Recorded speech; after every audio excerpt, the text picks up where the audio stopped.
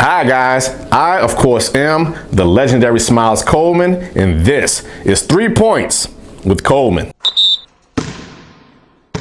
Let's go to Germany, where 23-year-old Sarah Rodo, I'm probably pronouncing that wrong, she wants to marry a replica model Boeing 747 plane. Sarah identifies as an objectum sexual, which means she is sexually attracted to inanimate objects. And the object of her affection is Boeing Dickie, the name she gave one of her 50 replica airplanes, which she refers to as her boyfriend. She said her past relationships with real men didn't work too well, so she hopes to marry her true love. The thing is, it's illegal to marry an airplane in Germany.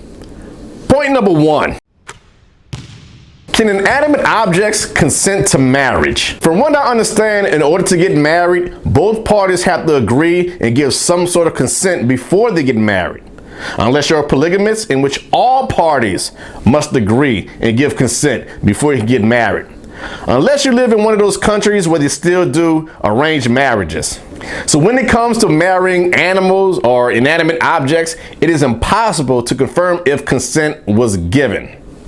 Which is why I'm opposed to people marrying imaginary friends. I'm just joking. I don't care. So how does this Sarah chick know that Boeing Dickie wants to get married? The short answer is she doesn't. It's impossible to confirm consent. And even if Boeing Dickie was sentient, I doubt that Sarah would be his type anyway. Point number 2. How does she even know that Boeing Dickie is a dude anyway? She refers to this Boeing 747 as her boyfriend, but isn't it politically incorrect to assume the airplane's gender? Did she check the plane's undercarriage to see if it had an extra cockpit? And even if it did have a second cockpit, did Boeing Dickie ever tell her what his preferred pronouns are? I doubt that she did, because inanimate objects can't talk. Point number 3. Even if Boeing Dickie was a dude and can consent to marrying Sarah, wouldn't that make Boeing Dickie like a mail order bride? Because remember, Sarah didn't just bump into Boeing Dickie and got the digits. No, she saw Boeing Dickie and paid for it with money. She bought it. Or at least I think she did. She could have stole it. So that means if she is truly sexually attracted to inanimate objects, and she is indeed doing sex with this model airplane, that would make Boeing Dickie a sex slave. Or at least a sex toy. How do you even do sex with a model airplane? Would you take the cockpit and you stick it inside of the... I probably shouldn't have Googled that.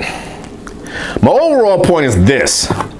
What's even the point of getting married? It's not like Boeing Dickie is ever going to leave her or leave her for another person, because it's an inanimate object. And it's not like she needs to get married to lay her claim on Boeing Dickie, because she already owns Boeing Dickie. She paid for it. She paid money for it. She bought it. She owns it. I'm guessing this marriage is all about the ceremony. It's all about the pageantry. It's all about the show. It's all about the display, and not really about the binding commitment, because there's already a binding commitment, the receipt. And this is the part where I make a bunch of airplane/marriage jokes like, oh, I hope their relationship doesn't crash and burn, or I think Dickie is going into this relationship with a lot of baggage.